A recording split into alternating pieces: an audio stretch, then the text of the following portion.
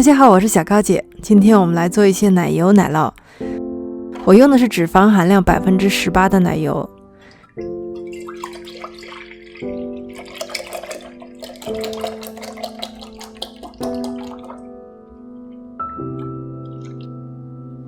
要用到白脱牛奶做引子，你看到它的盒子上标明里面有菌种，没有白脱牛奶的话就用原味酸奶代替。白脱牛奶和酸奶里面都含有乳酸菌，但是它们不完全一样。酸奶中的菌种呢，它喜欢热的环境，它的发酵温度稍微高一点，而且它的口味偏酸。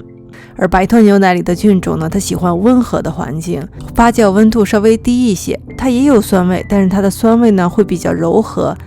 盖上一块布，防止落入灰尘。室温发酵24到30个小时，我家的室温是21到22摄氏度。发酵好之后呢，你看到它是这样的一个状态，完全凝固了。恭喜你，到这一步你的酸奶油做好了。但是要做奶油奶酪的话，还要多一个步骤，我们要把乳清控去，使奶酪更加干一点。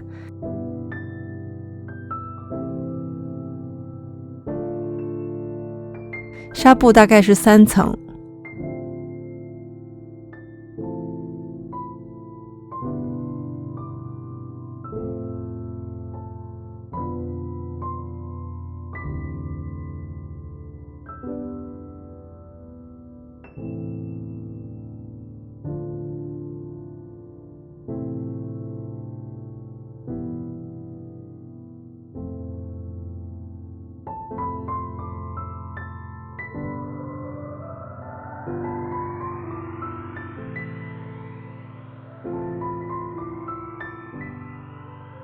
绑上一个木勺，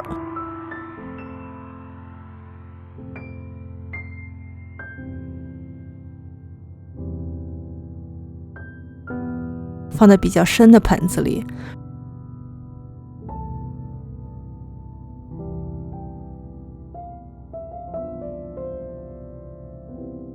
如果盆子不够高的话呢，就用塑料杯子垫一下。它比较重，你不碰它的话，塑料杯子是不会掉下来的。放在室温下控水，它里面还在继续发酵。晚上睡觉之前呢，我把它打开，搅了一搅，帮助它控水。第二天，你看盆子里积了很多的液体。打开看一看我们的奶酪，这个地方你要做2件事情。第一，检查它的软硬，如果太软的话呢，绑起来继续控水。第二，尝一下它的味道，如果酸度不够的话呢，就继续放在室温下控水。如果酸度够了，就把它放到冰箱里控水，停止发酵。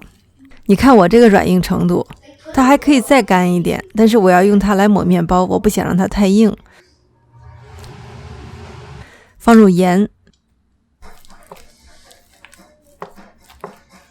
搅拌均匀之后呢，你看这个慢发酵出来的奶酪啊，它本身就是非常顺滑的。你可以想象一下这样的奶酪和盐在你舌尖慢慢融化的那个感受。奶香味十足，又有一点点酸酸的回味，然后装到盒子里，放到冰箱里冷藏。发酵产生的乳酸菌本身就是为了帮助食物延长保质期，所以它在冰箱里待2-3个星期没有问题。冷藏之后呢，因为里面有黄油，它会稍微变得硬一点点。你看现在这个状态，刚刚好是抹面包的软硬程度，没有比贝果和奶油奶酪更搭配的吃法了。